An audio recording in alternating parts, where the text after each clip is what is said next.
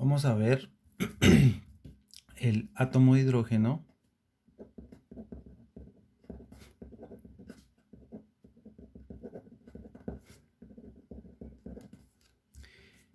en un campo magnético constante.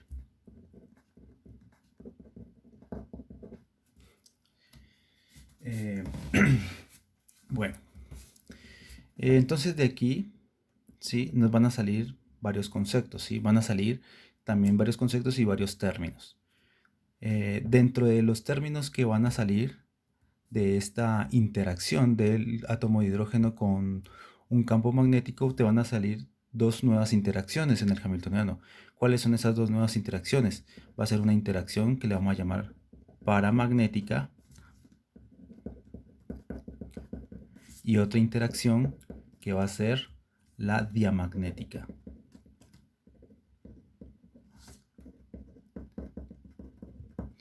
¿Sí? Entonces, nosotros cuando estudiemos la parte de la interacción paramagnética, nos va los posibles soluciones, ¿sí? Para la parte paramagnética es lo que se conoce como el efecto Zeeman, ¿sí? Entonces, de aquí vamos a sacar algo que se llama efecto Zeeman, ¿sí? Creo que es doble Zeeman. Ahí está. Entonces, fíjense, esta teoría, digamos, es solamente, vamos a tener en cuenta la parte de momento angular, ¿sí? Solamente la parte angular. No vamos a meter la parte de spin, que es algo muy importante, ya que el spin interactúa también con el campo magnético y te puede dar propiedades muy diferentes a lo que se da en este caso, ¿sí? En este caso vamos a considerar sin spin. Si bien la física y el experimento nos dan unas cosas que no puede reproducir esto. Esto es importante que lo sepamos porque más adelante cuando consideremos el spin del electrón, pues estos resultados nos van a ser de gran utilidad. Entonces por eso tenemos que estudiar primero esto. ¿Listo? Bueno, entonces para empezar, veamos cuál es el hamiltoniano que domina el sistema. Esto es igual a 1 sobre 2 la masa del electrón. ¿Sí? Vamos a ver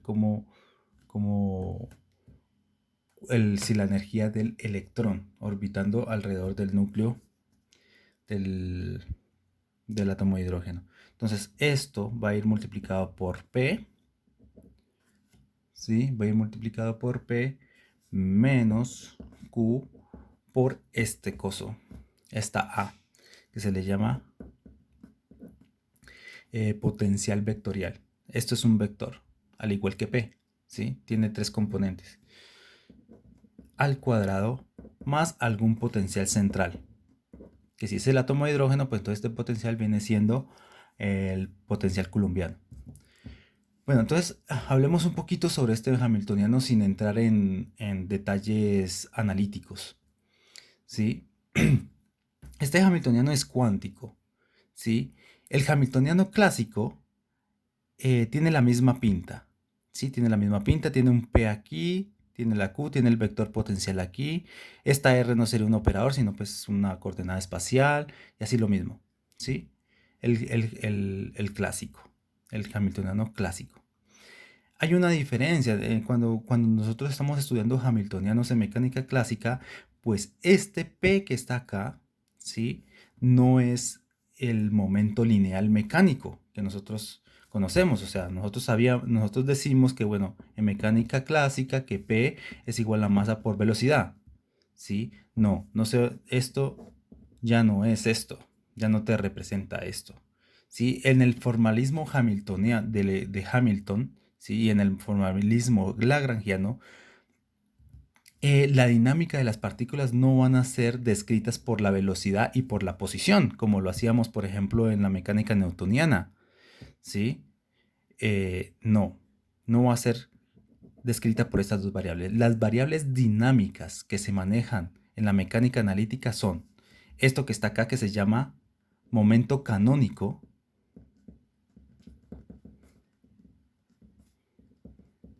¿sí? Momento canónico, y las variables que se le llaman variables generalizadas, ¿sí? ¿Por qué? Porque esas variables generalizadas no, bueno, pueden ser espaciales. Por ejemplo, R puede ser una, ¿qué? Una variable generalizada, ¿sí? Una variable espacial, por ejemplo, X, Y, Z. Pero cuando nosotros decimos variables generalizadas, pueden ser cualquier tipo de variables, puede ser espacial, puede ser angular, por ejemplo. ¿Sí? Entonces todo ese formalismo se hace un tratamiento con variables generalizadas y con momentos canónicos. Este momento canónico básicamente sale de derivar lo que ustedes conocen como lagrangiano, que es otro mecanismo, ¿sí? Derivamos el lagrangiano con respecto a la velocidad de la partícula. Entonces así salen los momentos canónicos de las variables generalizadas, ¿sí? Entonces, esto ya tiene otro concepto y no solamente incluye esto, ¿sí?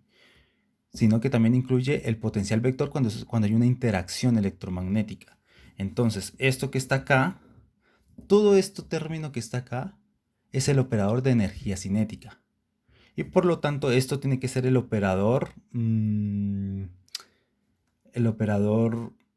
como le dijera, el operador momento lineal mecánico en mecánica cuántica, ¿sí? Algo así como MB, ¿sí? Pero operador, ¿sí? Viene siendo todo esto que está acá adentro, viene a ser el momento lineal mecánico en mecánica cuántica, ¿sí? Donde tiene incluido el momento canónico. Ahora hay una cuestión aquí, ¿sí? Esto, como les digo, bueno, esto es una deducción, tendrían que estudiar un poquito mecánica analítica, ¿sí? Para poder deducir esto tal como está aquí. En el complemento H del capítulo 3, pues pueden ver alguna deducción bastante buena de esto. Y déjenme decirle que este potencial vector, para quienes no lo sepan, está íntimamente relacionada con el campo magnético, con la densidad de campo magnético. Ustedes saben que, por ejemplo, hay una ecuación de Maxwell que te dice que la divergencia del campo magnético, ¿sí? Este campo magnético pues dependerá de R o no sé, del tiempo. En todo caso, siempre la divergencia del vector de densidad de campo magnético, siempre esto es igual a cero. Entonces, solucionar esta ecuación diferencial, la única solución es que esto sea, bueno, además de que sea constante, digamos, también hay otra posible solución, ¿sí? Por ejemplo, que B sea igual al rotor de algún vector, ¿sí? Por ejemplo, el potencial vector, que dependa de R, ¿sí? Y podría depender también del tiempo, si quieren. Entonces, fíjense que si B vale esto, entonces la divergencia de un rotor siempre es igual a cero. La divergencia de un rotor siempre es igual a cero, eso lo vieron en electromagnetismo. Entonces, claramente B se puede expresar en términos del rotor de algún potencial, ¿sí? Que se le llama potencial vector. Pero hay una cosa aquí, ¿sí? Esta no es la única solución, ¿sí? Puedo escoger varios vectores potenciales que me dan el mismo B. Entonces, esta es una solución, pero también es solución que yo escoja A, reemplazarlo, por ejemplo, por el mismo A, más algún término que tenga algún gradiente de alguna función zeta, ¿sí? Alguna función zeta que te dependa de R y del tiempo. Si yo hago esta escogencia del vector potencial, yo digo, bueno, ya no va a ser de esta forma, sino que va a ser la suma de estas dos.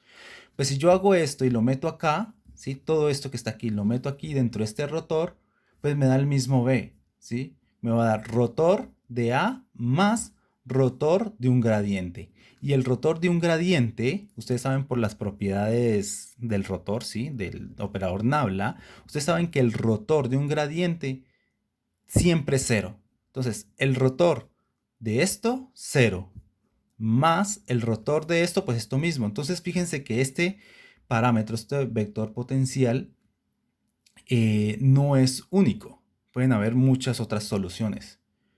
Entonces fíjense que como esto no es único, obviamente esto no es un observable físico. No lo podemos medir porque hay muchas soluciones, ¿sí? ¿De qué depende? Digamos, nosotros podemos escoger este vector potencial como nosotros queramos, ¿sí? Como nosotros nos plazca, ¿sí? A veces uno lo escoge, el vector potencial, lo escoge de una forma de tal manera que nos facilite la resolución de ciertas ecuaciones. Eh, entonces uno escoge el vector potencial a su conveniencia, en otras palabras. Como uno lo escoge a sus conveniencias, pues entonces esto no es un observable físico, porque los observables físicos no dependen de lo que nosotros queramos, ¿sí? En cambio el B, este sí es un observable físico, y este pues obviamente si es B, no podemos cambiarlo, no podemos escogerlo como nosotros queramos. Entonces, este es un observable físico, este no es un observable físico y podemos manipularlo como nosotros queramos. ¿Listo? En especial podemos hacer esto. La escogencia de A es lo que ustedes van a encontrar mucho en la literatura como gauge, ¿sí? Transformaciones de gauge, ¿sí?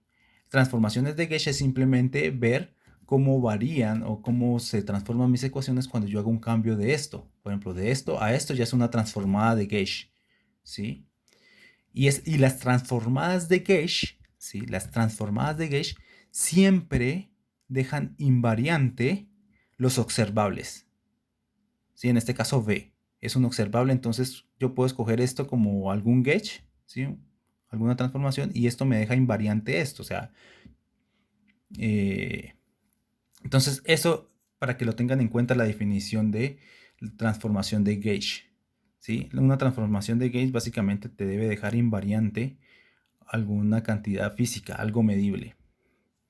¿Listo? Entonces, fíjense como este potencial vector, ¿sí? Yo lo puedo escoger como este, entonces yo, por ejemplo, acá puedo cambiarlo también. ¿Sí?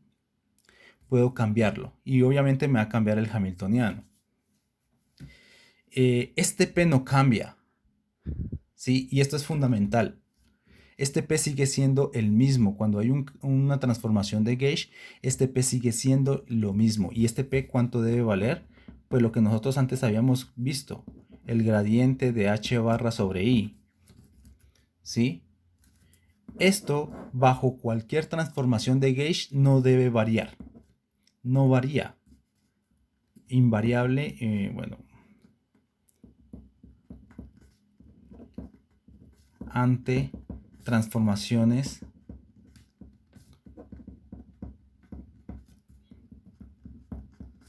de gauge. ¿Sí? Este no varía. Y esto es muy importante que no varíe. Porque si variara, entonces ustedes se darán cuenta que digamos, los observables físicos cambiarían con el gauge. ¿Sí? Por ejemplo, la energía cinética es un observable. ¿Sí? Como, o sea, el operador actuando, ¿sí? Calculándole el valor medio al operador de energía cinética, pues obviamente ese valor medio de la energía cinética pues debe ser invariante de gauge, ¿sí? Debe ser invariante bajo cualquier transformación que yo escoja de este. ¿Listo? Entonces, para que eso se cumpla, ¿sí? Y también el momento lineal, si se conserva, eh, digamos, si es invariante el operador de energía cinética, entonces también lo tiene que ser el momento lineal canónico, el momento lineal mecánico, ¿sí? Debería ser invariante ante transformaciones de gauge, pero aquí ya estoy hablando de observables, ¿no? No de operadores. Entonces los observables, ¿sí? Que es básicamente aplicarle el valor medio, ensanduchar los operadores, esos sí tienen que ser invariantes de gauge. Y para que eso se cumpla, ¿sí? Para que todo este tipo de cosas tenga predicciones físicas válidas y que sean invariantes de gauge, este P debe ser el mismo, ¿sí? Bajo cualquier transformación de gauge. Esto se debe cumplir, ¿sí? Entonces, Fíjense que ahora en este mecanismo, este P es el momento canónico y este no es el momento mecánico que nosotros conocemos, el momento lineal. El operador momento lineal ya no es el momento canónico. ¿Sí? Y tiene esta pinta. O sea, en cálculos anteriores nosotros decíamos, bueno, el hamiltoniano de una partícula es P cuadrado sobre 2m para una partícula así más algún potencial. ¿Sí? Y decimos, bueno, esta es mi energía cinética y esto es esto, y por lo tanto esto es mi operador momento lineal. ¿Sí? Bueno, en este caso, si no hay interacciones, ¿sí? En este caso, pues el momento canónico coincide con el momento lineal, ¿sí? Pero en el caso cuando ya el hamiltoniano cambia debido a alguna interacción, entonces ya el momento canónico deja de ser igual al momento lineal, al operador de momento lineal. Entonces, para que las cosas salgan bien, este operador siempre debe ser invariante bajo cualquier transformación de Gensch. ¿Sí? Siempre debe valer lo mismo. Y esto. Bueno, ya habiendo explicado más o menos esto, ¿sí? Habiendo explicado más o menos qué es cada término de esto, ¿sí? Todo esto pues va siendo el operador momento lineal, ¿sí? Todo esto que está acá. Y todo esto pues sería el operador de energía cinética. ¿Listo? Y este pues tiene esta pinta, es esto. Bueno, habiendo aclarado eso, entonces lo que sigue es manipular esto, ¿sí? Desmenuzar esto a ver qué nos sale. ¿Listo? Entonces, empecemos, por ejemplo, haciendo esto, ¿sí? Entonces, el hamiltoniano de acá, ¿sí? El hamiltoniano pues viene siendo igual a 1 sobre 2me, esta es la masa del electrón. Entonces, hagamos este al cuadrado, ¿no? Que sería este término por este mismo término. Entonces, esto me da p al cuadrado menos q por p punto, ¿sí? Como son vectores es producto punto, ustedes saben esto del álgebra lineal, por el vector a que depende de r, ¿sí? Menos q por a de r que depende de p, de a de r, perdón, punto p, más este al cuadrado, ¿cierto? O sea, más a sub r al cuadrado. Bueno, q al cuadrado y este también al cuadrado. Todo esto encerrado más el potencial central. ¿Listo? Ahora falta definir este a sub r. Entonces fíjense que una solución, una posible solución de a sub r, ¿sí? Es por ejemplo decir a sub r pues va a ser igual a menos un medio de r cruz b, ¿sí? Si nosotros definimos el potencial vector acá, entonces simplemente lo metemos acá arriba, aquí. Reemplazamos este a por esto que está aquí, lo reemplazamos. Y al hacer las respectivas operaciones vamos a concluir de que eso pues es igual a b, ¿sí? O sea, sacarle el rotacional a esto, ¿sí? Sacarle el rotacional a esto pues me da b, ¿sí? Entonces esta es una escogencia del potencial vector. Entonces, si nosotros tenemos en cuenta esto, entonces vamos a ver cómo nos quedan las ecuaciones, ¿sí? Ahora, pues, este R pues, va siendo operador, o sea, vamos a escribirlo como R mayúscula. ¿Listo?